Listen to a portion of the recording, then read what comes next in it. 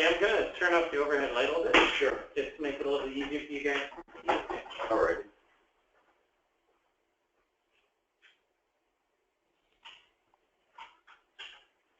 That a little easier to see? Yes.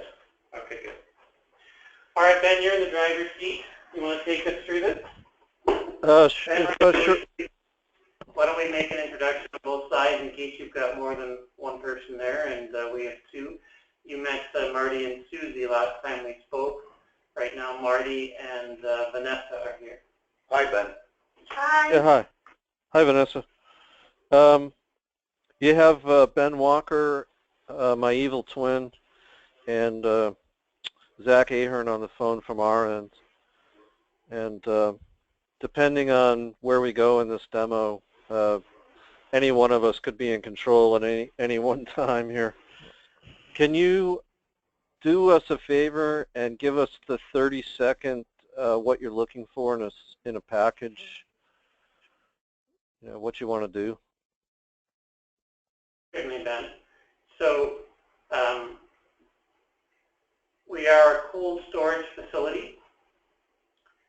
We have been for almost 8 years, running on a piece of inventory control software that was custom written for us. That software is web browser access, but hosted externally currently. And we operate cold storage for predominantly produce and fresh food that way.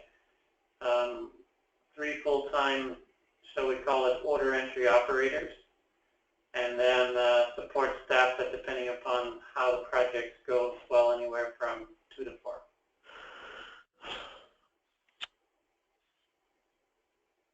Huh. So you have browser-based, but they never opened up the order entry part to the internet so that the customer can enter the order? Well, again, this was a piece of software written 9 years ago, and it hasn't evolved in 9 years. Okay. And as such, it's really not fitting our needs, and everything that we went through previously about where we are kind of bent over a barrel to move forward is what we need to do now. Okay. Okay. So yeah. I'm sorry. Say that again, Marty.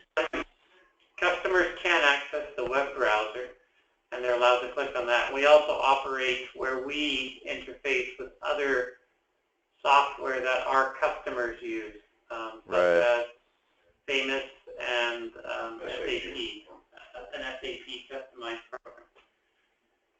Okay. So it's one physical warehouse, and if I remember right, you almost split it up into virtual warehouses per customer. Is that correct?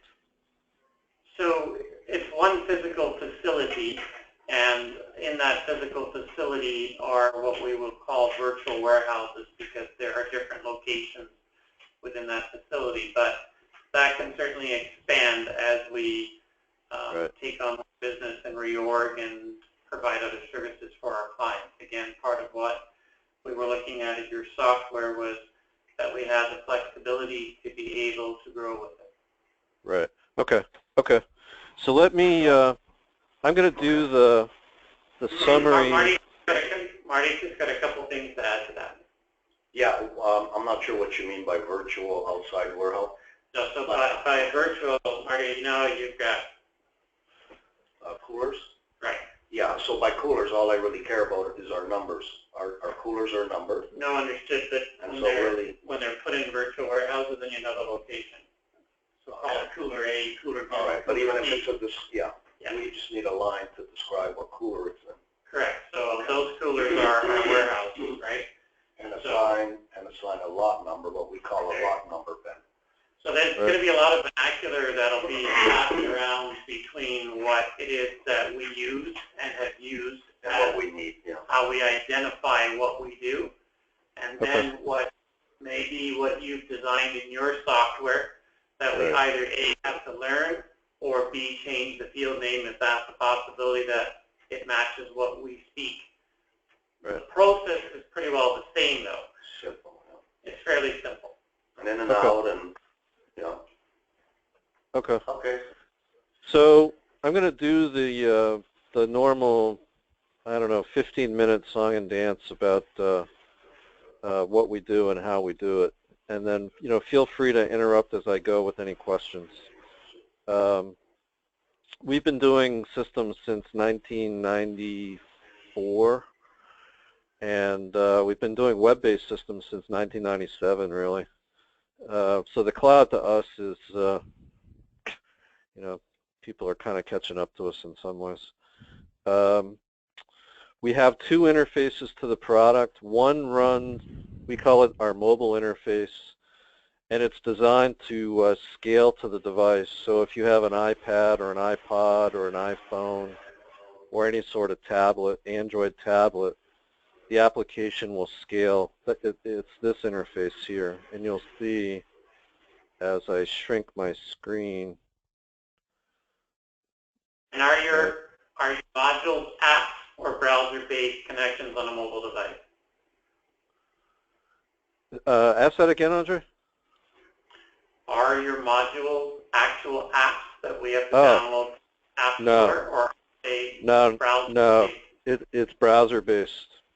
It's jQuery, which is browser-based. So there's no app that specifically loads on your phone. Okay. Right. You just go basically to the URL. You can save an icon on the desktop. Of course. And, we can do our shortcuts and whatever we need to do on our mobile device. Right. Okay. So we'll jump into the functionality here later. But that's basic. This is basically what the mobile interface looks like. Okay. This is our more traditional full desktop interface. You could also run this on a tablet or a smartphone. A smartphone might really be a stretch, but a tablet you could run it on. It's got... In your mobile interface, the one you showed a moment ago, are there any things that we cannot do on the mobile interface that we can on the desktop interface? Yeah, there's administrative things, options and settings. Okay. But operationally, we can do the same thing on either interface. Right. That's the intent, is that anybody in the warehouse can do what they need to do. All of these functions, search, receive, issue, move, certify, cycle counts. You can handle orders. It's intended that, a warehouse guy doesn't have to go back to a desktop to do anything. He can do what he needs to do on his tablet. Okay? So, okay. Right.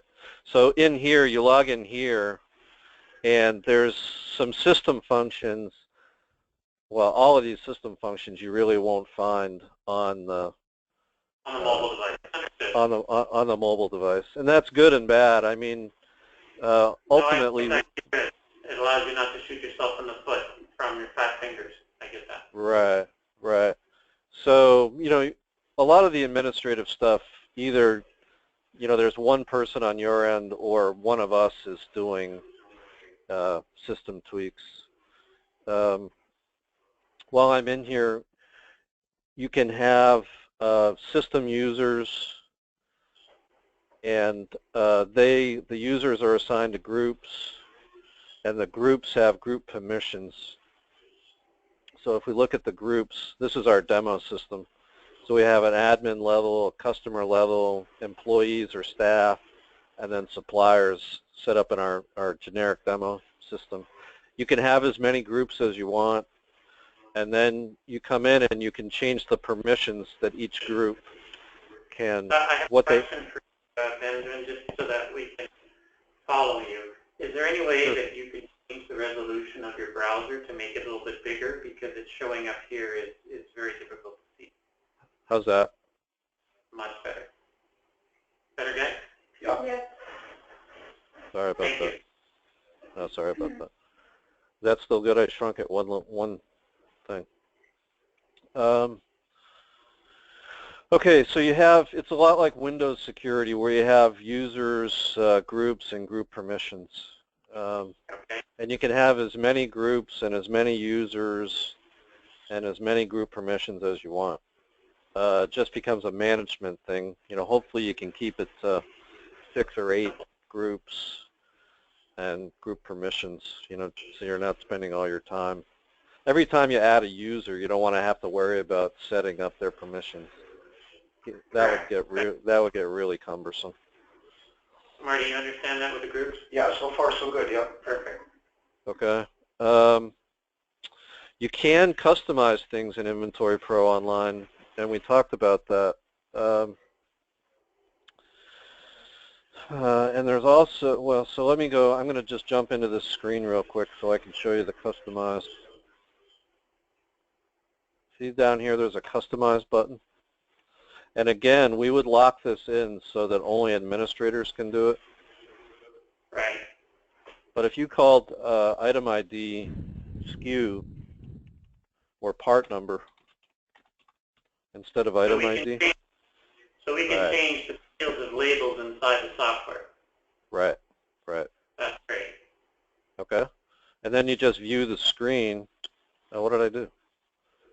What did I do wrong, Zach? What did you click? This is the field label, right? And I changed change it again.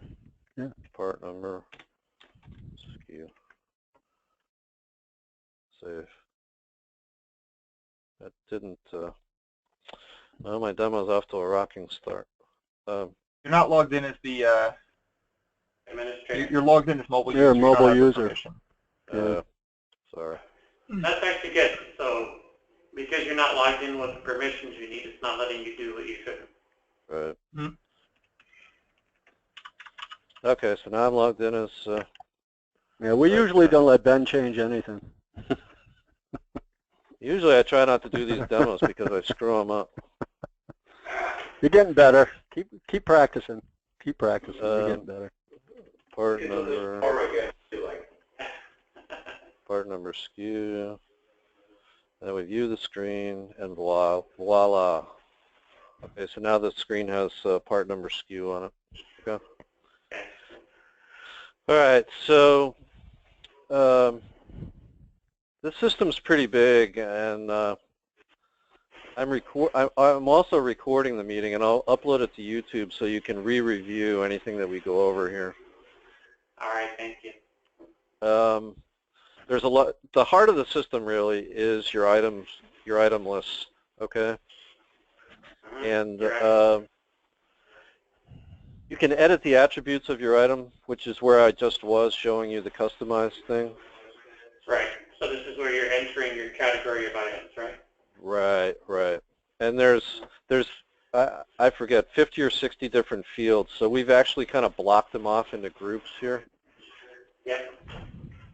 And these, I don't know if these are going to apply to you so much, but there's reorder levels or par levels in the system. Marty, now, do you do auto reorder level? No, Right. Our job is just to track the ins and outs. Okay. And Right. obviously, Right. even what we have now, we manually have to track how long those pallets have been here.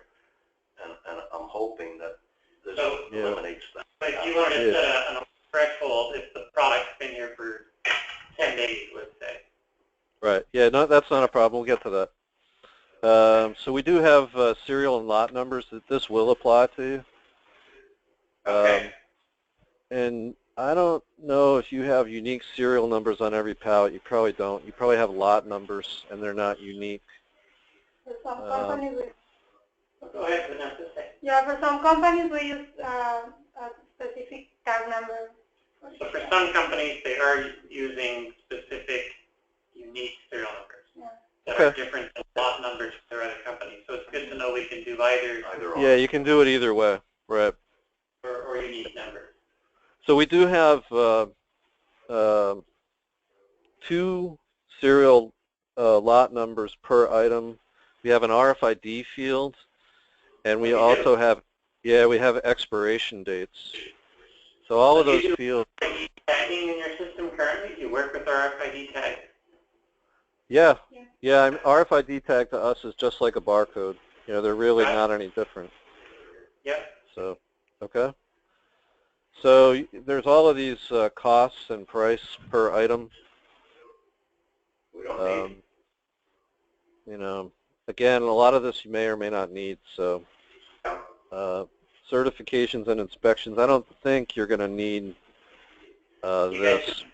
like when you're doing temperature inspections? We do, and actually, so we might be able to utilize this, because accounting sometimes doesn't get the paperwork and doesn't fill the You guys invoice. just catch up all the time. So yeah, that could be a field, so she'll spot that and know that there should be a fee attached. So that's great too. Okay, good. Okay, so and there is in the background here. Correct me if I'm wrong, guys. Gosh,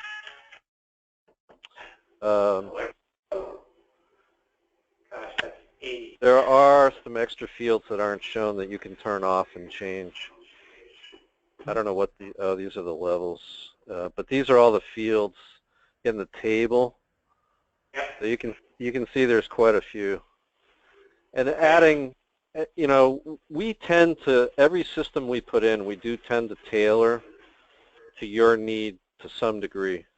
You know, we hope that we have the system like 95 or 97, 98% done. Yep. And we just tweak it that little extra bit for you to get it just the way you want it. So, you know, if something's missing here, hopefully it's an easy change and we can just, you know, satisfy your needs. So barcode labels, for item IDs, you just click on the label, right, you know, the label field right next to the item ID. And I think this is, I don't know what this is, 2x3 or 1x2 or, So again, out of a standard barcode printer, or can it also be made to be fed out of a sheet fed printer? both, whatever you want. Okay, good to know. Right now we're not doing barcode tagging, but it's good to know that we can. That's part of our receiving process, right? Right, and if your product's coming in barcoded, there's no reason you can't use their barcode. We encourage you to use their barcode if you can, because A, it saves you time and materials to reprint something that you could reuse. So, and then across here, you'll see in the system we have what we call grids, and you'll see it's very, from screen to screen to screen, it's basically a grid layout, and the grids are fairly dynamic in what we can display. So let me jump over to see if I can do this right. Underscore, what's equipment parts? Is it equipment parts? Yeah, I think it's just E-parts. This is a customer that in Kentucky that does large equipment resale of used parts or refurb parts. And I'm just going to give you a sense of what his item master screen looks like to show you the customization we do, assuming it comes up. There we go. Okay. So are you able to change your screen resolution on that? For us, you can't see it at all. Wonderful. So all I'm doing to do that is holding the control key down and scrolling. You know, it's really easy to do. Yep. Okay. But you can see that the look of his item master list is a lot different. And the last one you showed. Yeah. Right, right. Okay. So when somebody calls in and says, you know, I need part XYZ, let's say, you know, he needs this part, you know, he can put that part in, press go, and it reduces his list to just that part. And then he can see what he's got in stock of the different, all the different, you know, whether it's used or surplus or aftermarket or rebuilt. Whatever it feels like. Yep. Right, right. Okay. So this works for him. Now this guy, believe it or not, if I clear this out, How many can parts have is it? Your customer can say, I want you to track this for me. Yeah, but for example, when we see that, like, what we have in the warehouse, like, it has to be by customer, by lot number, like, So, Right. to find one item from, like, everything that is received, it will be, very hard, Yeah, of course, I can do because of that. the volume. Are we able to change the order of what we see in these columns? Yep. You can just click on the column and it'll sort it ascending or descending. Okay. Now it's going to take a while in his system because he has 1.5 million parts. Understood. So, a question, are we able to do a double drill down? So, to answer Vanessa's question, if we hit customer, and let's say we hit, for argument's sake, papaya. but for example, how the way we do it Yeah. is that when our customer come or email us and say, I'm picking up this product, we have to be able to see the entire inventory, not Okay. just by items, and I don't need to see the warehouse inventory, only my customer. So I need Right. to see my customer's inventory, their lot Right. number, all the description of their product. So I will know, because sometimes we have different lots of the same product but different brands or different sizes or different. So we need to see it. Right. So what we And can do is create virtual warehouses by customer for you. So if you Yeah. look in this demo database right now, we have 2, 4, 5 warehouses, or 4 warehouses and headquarters basically. So what you can do is make each customer their own warehouse or virtual warehouse, and then when you go back to inventory, you can select the customer that you're working on. So, you know, if I wanted to filter everything down to just what, you know, I don't know what your customer names are, but say you had an Acme Tool customer. Now all I'm seeing in the list are Acme Tool parts or Acme Tool inventory, okay? And then you can, well, first of all, you can sort by the columns, or you can put filters.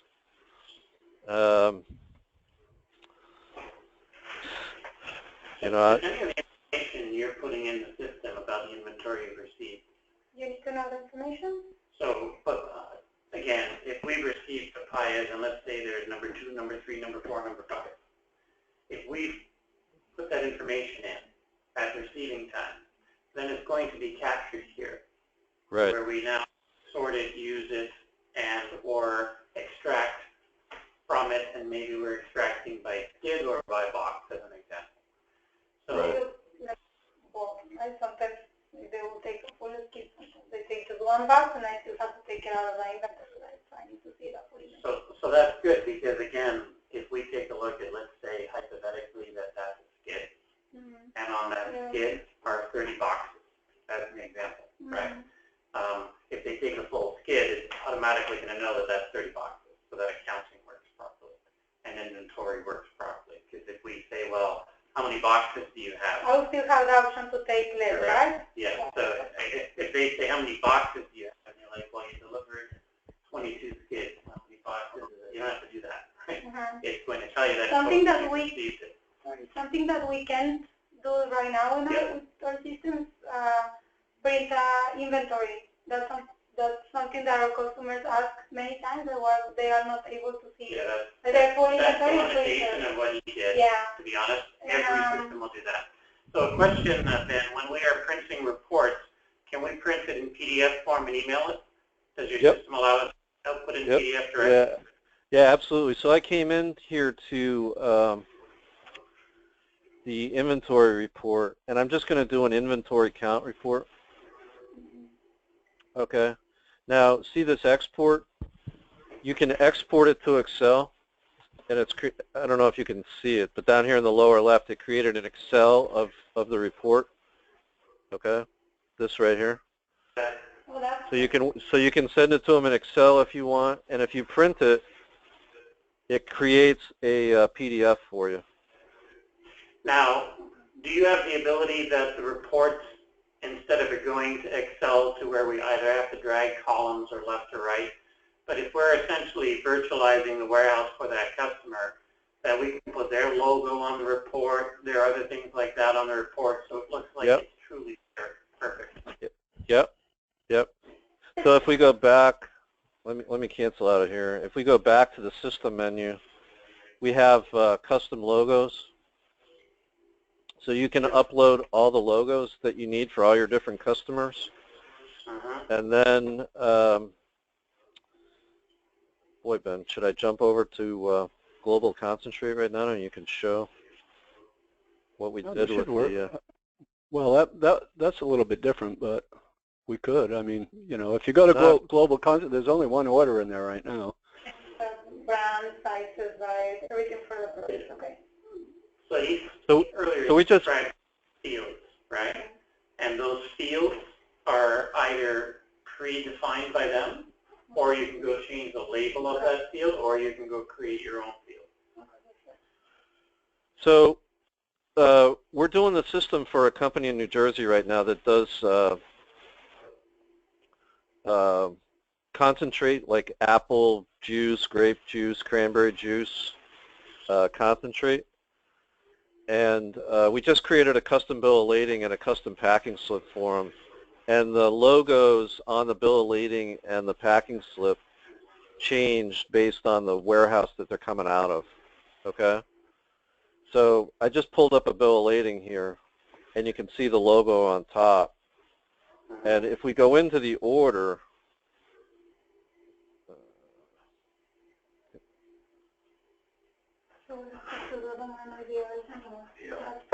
Packing slips, so I guess what we call our releases are now going to become packing slips, which is nice. right? They actually call their packing slip a release as well. Okay. Did you change it, Ben? Is it still a packing slip, or did you call it a release? No, I just left it packing slip. Yeah, okay. So I just changed the logo. See down here, the company logo? I changed it to Natural Organics and saved it. And if I go back to the bill of lading, I don't know if you remember, but it said Global Concentrate before, and now the logo is Natural Organics. Okay. Correct.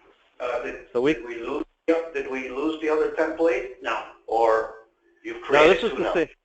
It's the same template. It's just you know, how do you want to see it going out? Yeah, so you did this on the fly, where you change the logo on the fly of what's going out. Do we have the ability to create, call it predetermined templates by customer? Yep. Yep. So if we tag that virtual warehouse, as you shared a moment ago, to be ABC customer, then anything we print out of that virtual warehouse will have ABC customer's logo. They'll have their own. We can get it. to where Yeah, I they think have we'll.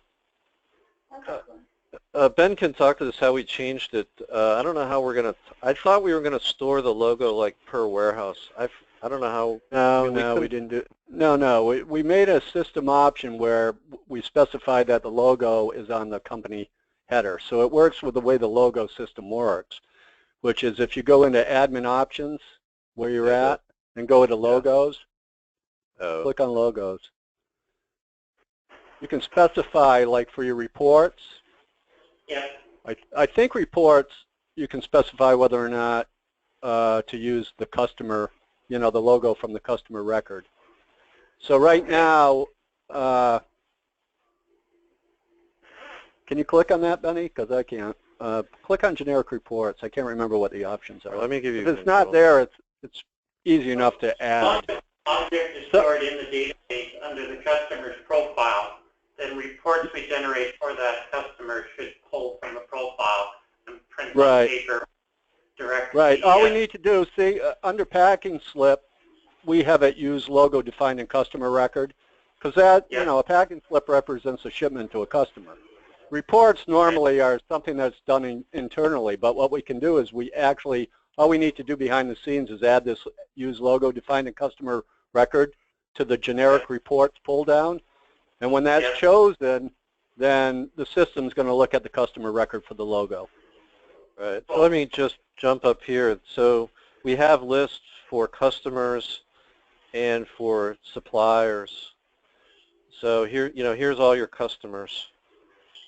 And what Ben is saying is in here we'll have the logo.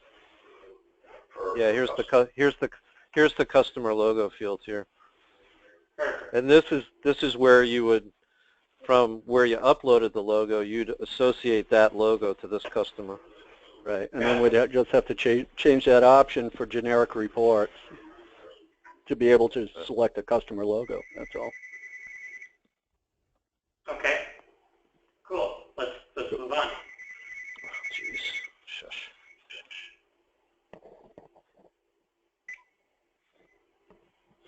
I don't know how to control these phones.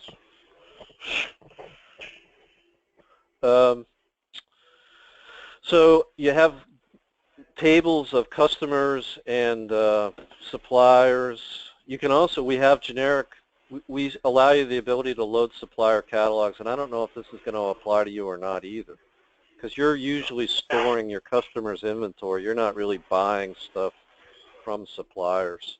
So, but we do have suppliers in here. We have purchase orders.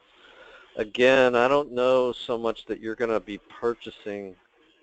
I mean, Maybe field D that because there's that other secondary part of us, but it may not happen. It may or may not happen. Right. So there's functionality in here for purchase orders. Where we'll start with is we're going to crawl first. Right. And Yeah, so, that's the best way to do it. Yeah, and as we evolve more and more of the integrated functions that we do into this, it's good to know that we can do it without reinventing the wheel and without losing our information. right. So much of So what we do now is very manual, so it's good to see that we have an automated place to begin to start to move some of those processes. So the screen I just came into, we call the quick order screen. And I like to think of this as a customer-facing screen. When you give customers access, they can come in and create an order to ship their own product to their customer. Okay. And again, they only have access to their inventory, correct, Ben? Right, right. Everything is filtered down. Either you can do item IDs ownership by owner, or you could do it by a virtual warehouse where the customer is assigned to a virtual warehouse, and the only items that are in their virtual warehouse are their items. So let me go back. I'm kind of jumping around a little bit here. I apologize. But on this screen, if you click on this item ID, it shows you which warehouses the part is active in. Okay? So these, think of these warehouses as being your customers.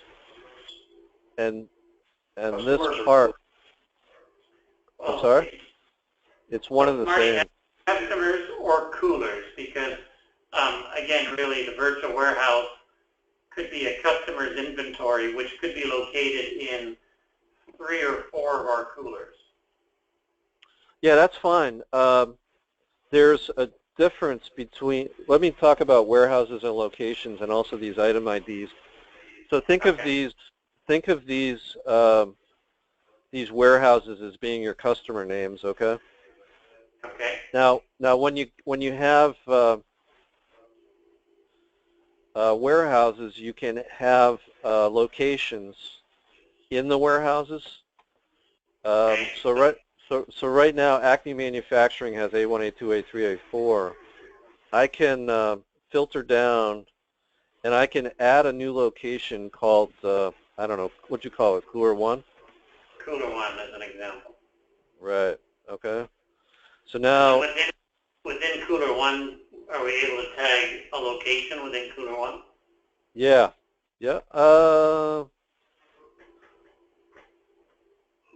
Location or product description. Well, no, let's say Cooler 1 is one of the coolers, right? Yes. And within there, let's say that skid of product is 4 rows over and 3 rows down. I don't care about that so much. No? Okay. No, that's just too. Too granular? That's kind of good because that's a level we don't really have right now. Yeah. Well, what you could do would be to add a new location like cooler 1, I don't know, level 3. Okay. To give you that extra. Yeah. You can have as many of these locations as you need. You know, Within a warehouse. virtually infinite. Okay. All right, you don't track that now, right? Yeah, we are tracking. I know what coolers the product in.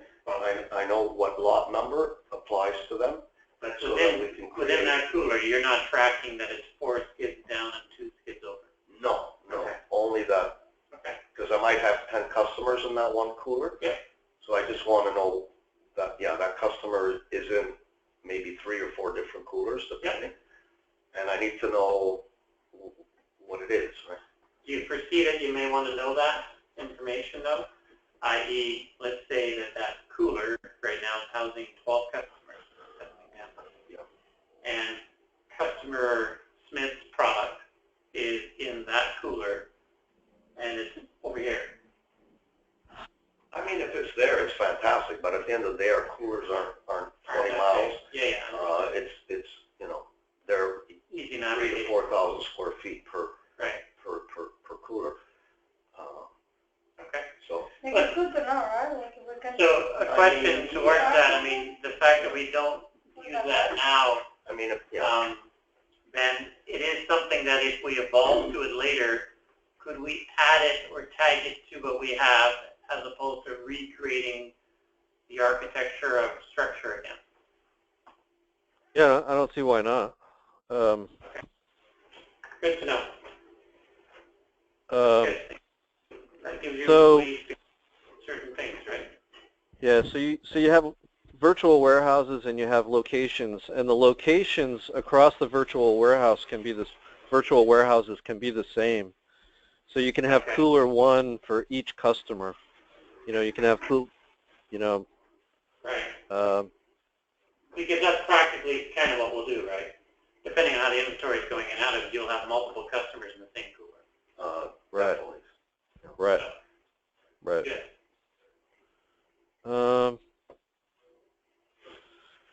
So we do have, we keep track of every receive, issue, and locate and move in the audit trail. And I'm going to shrink this down just a little bit. Marty, will you do that? Will you take, let's say you've received watermelon in cooler 2. Yeah. But now you're going to move those watermelons to cooler 4. Yeah, we call that locate and move. So we do that, but we always have, in most cases, Ben, we always have a disconnect of communication where I've advised one of our shippers to do that, and they fail to tell the girls in the office that move's been made. So we're running around the warehouse. Right. So here you can create this as a move, which not only tells the girl. Yeah, it's as good as if that It's done. communication is on the girls, Yeah, right? It's not going to Yeah, I would- automatically tell No, it will. But them. How does it know I moved it out? So if you're telling them to move these lots of watermelons, Yeah. right? Yeah. Then there's an order that's going to say move these lots of watermelons. And then somebody's got to go move those lots of watermelons, and when they turn that back in, either in paper or if they do it on It's their just, phone. I understand if that process was Yeah. adhered to over and over again, but there's always, like you said, a Well, there's- disconnect. There's a cooler that's down at 3 in the morning, and the guys just do it, and then Yeah. forget Tell that. everybody where they move stuff. Yeah. It's a cooler yeah, for well, hopefully, you know, the guys will either have a tablet or a Part of that smartphone. is because right now they got to come to the office to tell the girls everything. That's right. So again, Right. like, Whereas now if they move that, they can do it right there on their phone. true. Right, So Which that- means right. they know exactly when the product was moved because they did it right there on their phone. Yeah.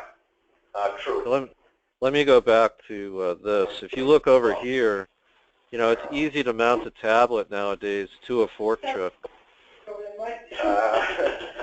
If we had a few days, I could tell you some stories then. I mean, it's probably going to happen because it's just changing. Right. And Wi-Fi sometimes, It's Well, and we'll get there. It's good to That's know part of the that. evolution, right? Because when you take a look at some of these other technologies here, I just want, barcode scanners and things, which is not what we're doing day one. Yeah. But as we evolve to that, you need a Wi-Fi infrastructure inside. Yeah. So now we have the access in the front and the back. You would actually have access points throughout the facility. yeah, which is another thing we have to discuss. Our Wi-Fi is not working in the back. Well, that's another. Yes, different thing. But because that would be there, So let me it wouldn't just run talk for Wi-Fi. on the It would mobile. On the mobile screen, it'll actually queue up transactions if you go out of Wi-Fi range. And when you come back to Wi-Fi range, it'll send all the transactions up. Okay. That's good. So you don't have to be in Wi-Fi range all the time. It'll queue the transactions up and then send them up. It'll detect when it's back online and send them up. So, question towards it, I don't want to detract too much, but from a system point of view, if we're dealing with an iPad where it's not storing anything locally, how's it going to do that? What does we actually do, this application stores data locally on the iPad. On all the mobile devices, it has a local database. So if it has to, it can store. If it's online, it'll do the transaction back at the server database in real time. Right. But if it's not, it'll queue it up, and then when it is back online, it'll send the transactions up. Okay. So if for some reason, one of your Wi-Fi access points goes out, it doesn't shut you down.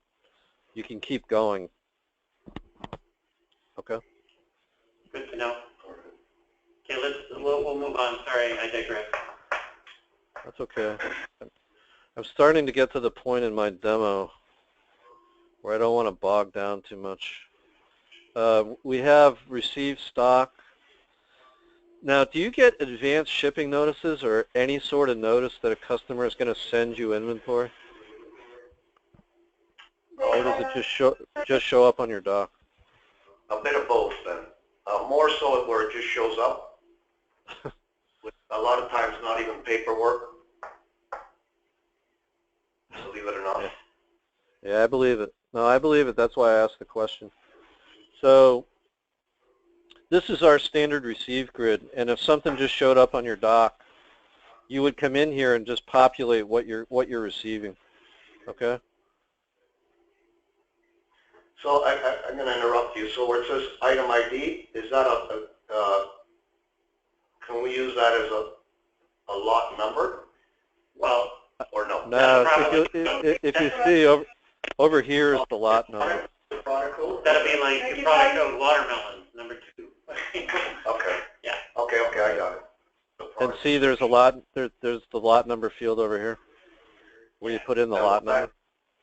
Well, can it change automatically for every receiving, or do we have to manual? How do we keep track of lot numbers? Does it generate lot numbers for us? It can automatically generate lot numbers, but I would think the lot numbers are coming in with the product. Aren't they marked with the lot number? No, we've been generating lot numbers as our customer ID or PO number. Okay. Under the admin options, you can Auto-generate lot numbers. Okay, so that's perfect. under numbers, you can see the serial number field here? Yeah.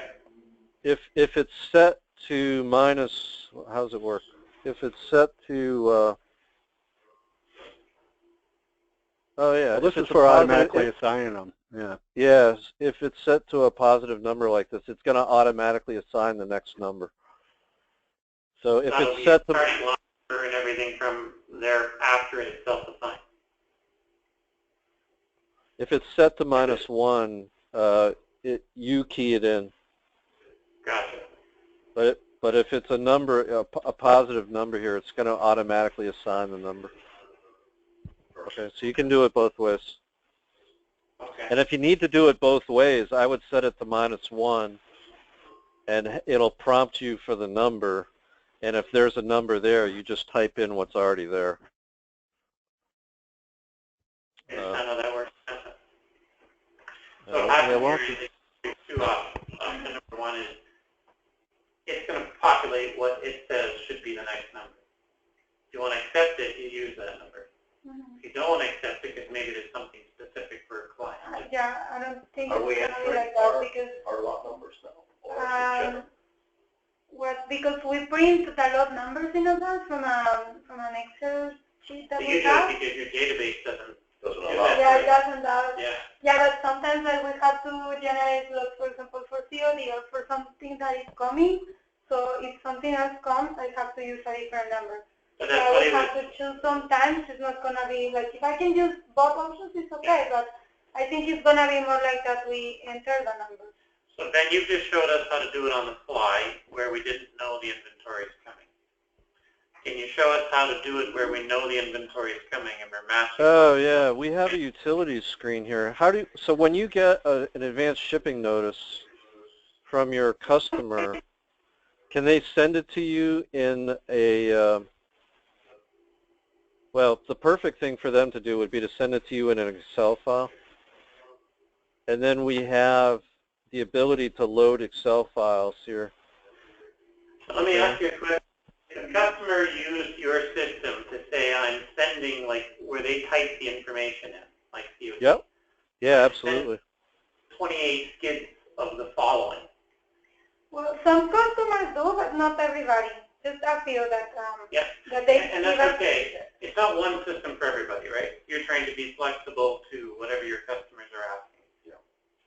Whether they're What asking you to do it this way what or I was trying asking you to to do tell it you that way. before is that, for example, in our website, we generate all the numbers first, and then once the customer comes, we choose the number, then we start typing there. We start putting the information in that specific load number.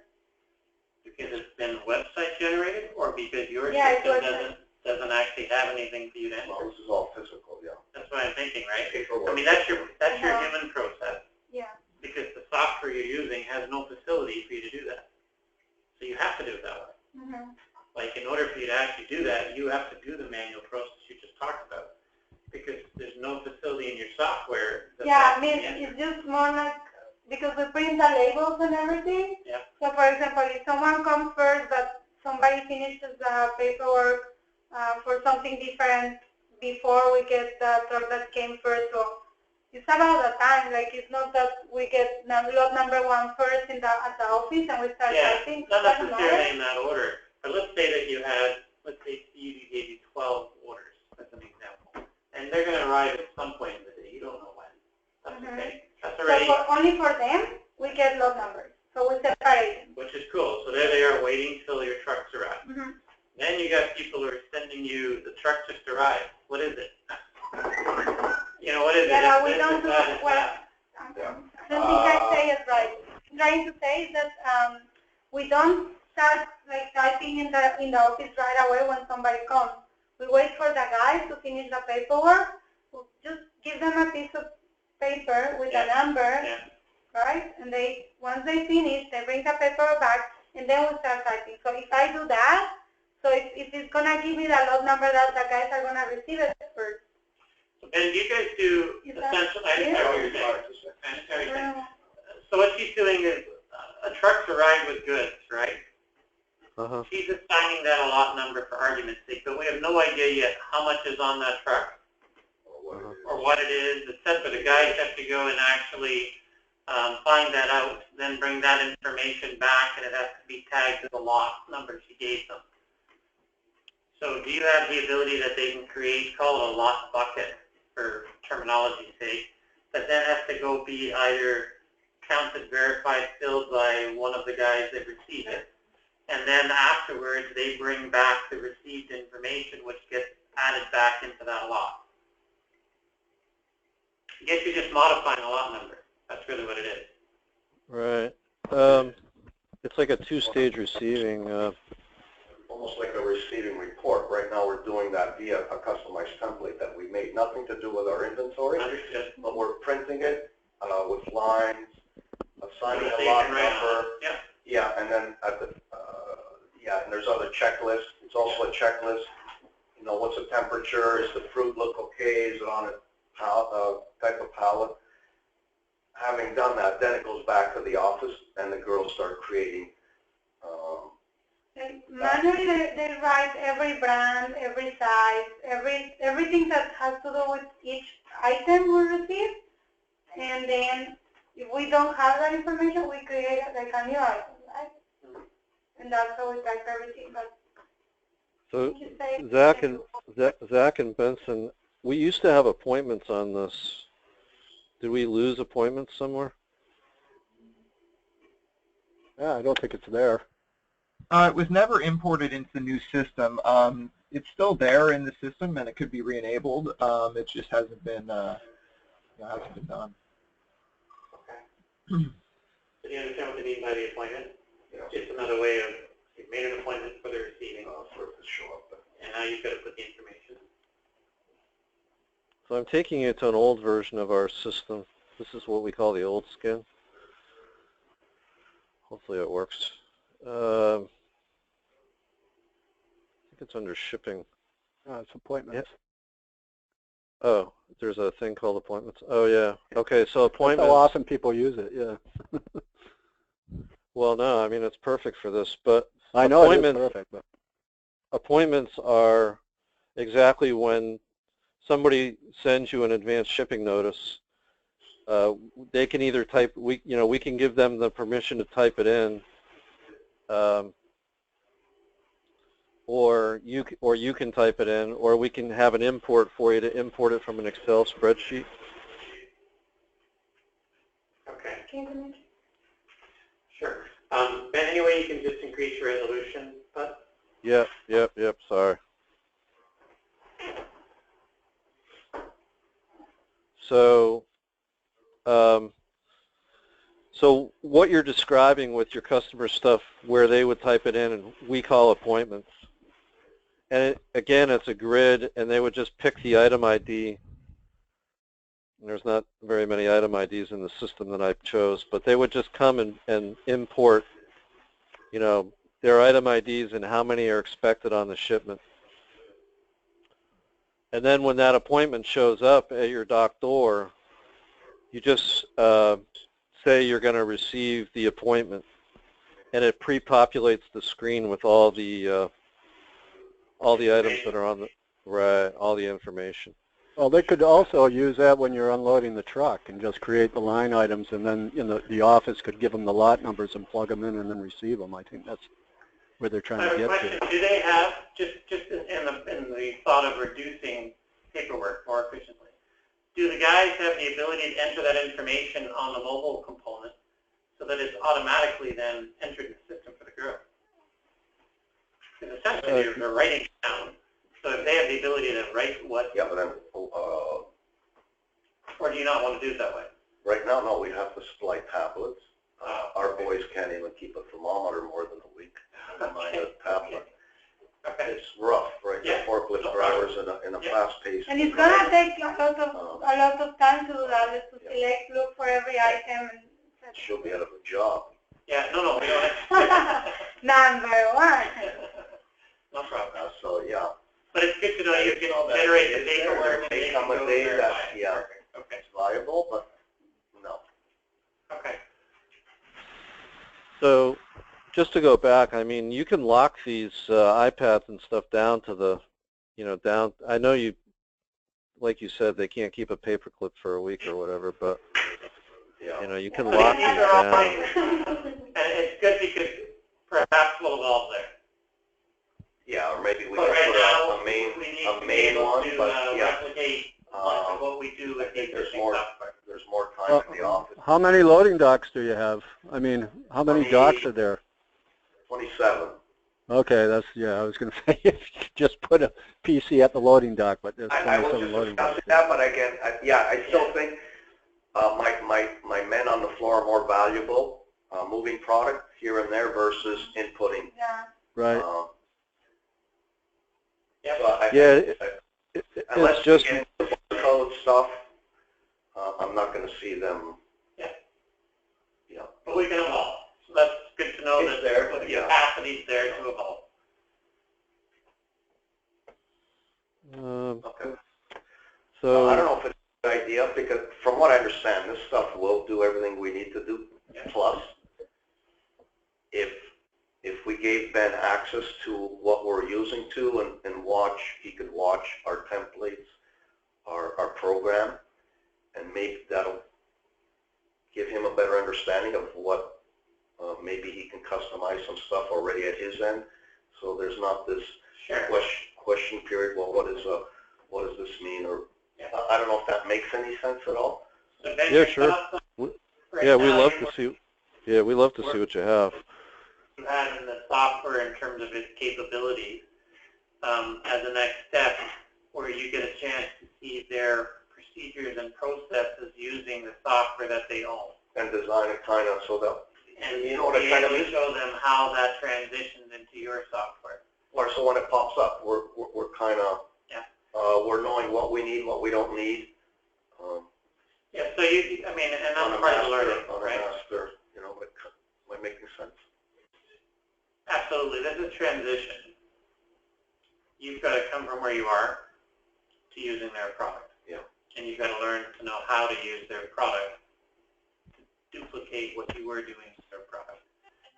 They're showing us capabilities with a few references to other clients that do it this way or do it that way or do it this way.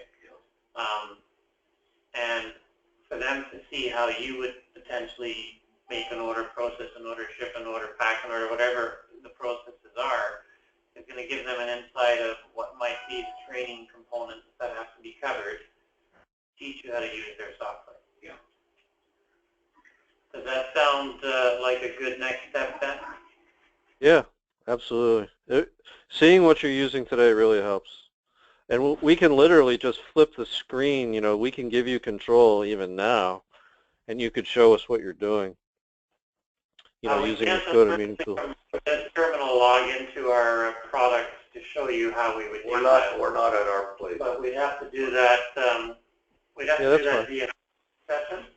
So if we do that as an RDP session, then you can drive it, we can drive it, we can show you what it is we're doing with that. Yeah, that really helps. Just to give it some structure, otherwise we kind of go like this.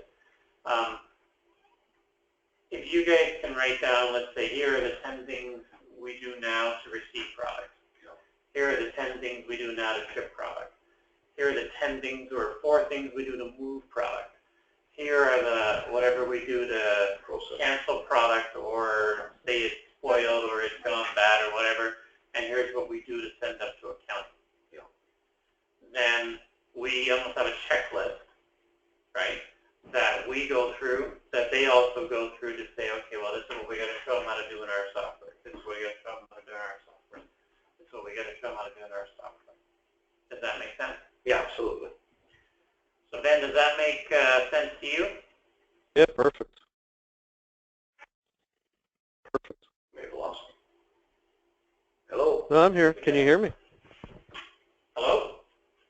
Can you hear me? In the video part. Looks like the audio part. Oh, it's still connected, so we don't hear them. Ben and Zach, can you hear me? I hear you. There? I can hear you. Let me do a notepad thing here. They're lost from, There is Marty. So if you walk by the elevator. Yep. And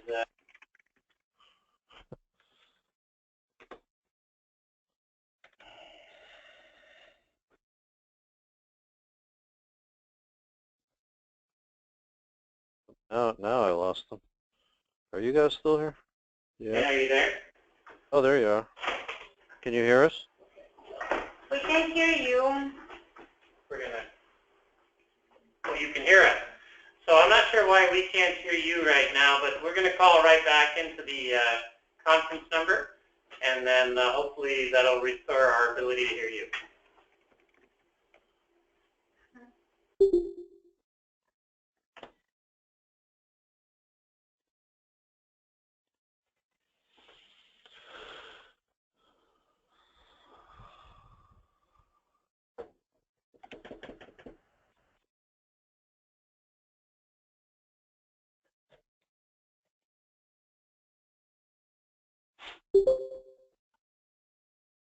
Hello?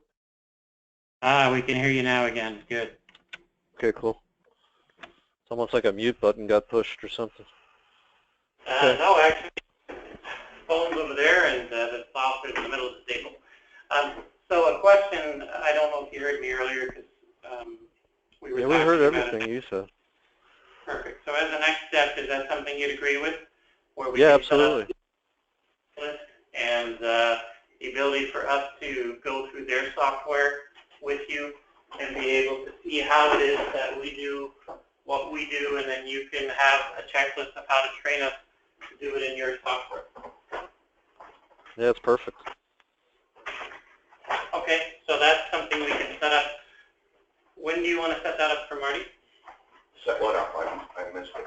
So what we were talking about before, where we can say, here are the 10 things we do now to receive a product, get that started. Here are the X number of things we do to move a product, or sell a product, or release a product.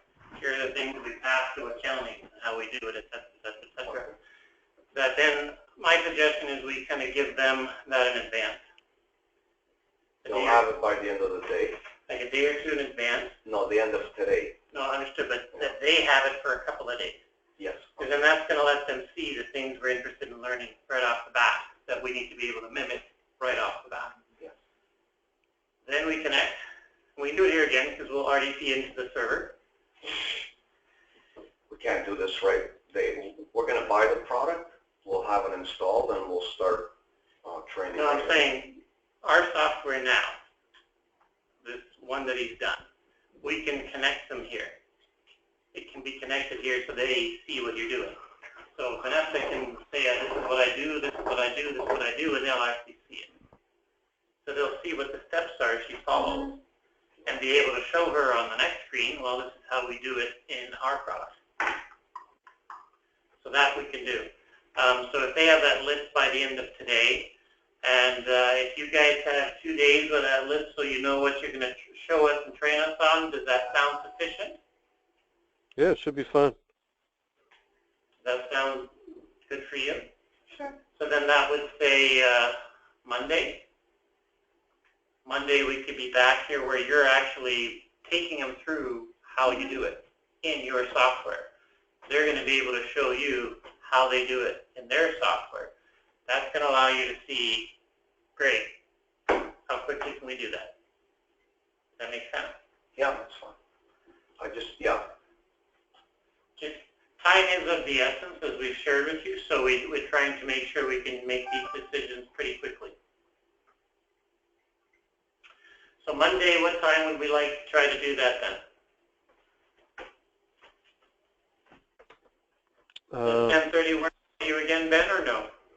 Hold on, let me, I'm not going to show you my ugly calendar. I'm pushing my ugly calendar over to the other screen. Monday at 10:30 works fine for me. Or do you want to do it earlier? Oh, tomorrow's Friday. I don't have a lot of options. No, I meant earlier on Monday. Oh, no, time-wise, that's fine. Okay. So that leaves them tomorrow to go through your list. So by the end of the day, if we can get that list, make sure they have everything, and now that gives them a checklist and you a checklist. So that we're going to go through things a little more concretely in terms of, well, how do I do this? Boom. Well, how do I do this? Boom. This is how I do it mine now. How would I do it in yours? Make sense? Okay. Because we've certainly seen their capacities way beyond what we do. Yeah. And that's great to say we can grow there at some point soon or whenever. But what we need to be able to do is quickly replicate what we do in ours in there so we can operate. Yes. And once we've done that, we can turn off the other one. Yes. Now we're not at a loss of what do we do to run the business.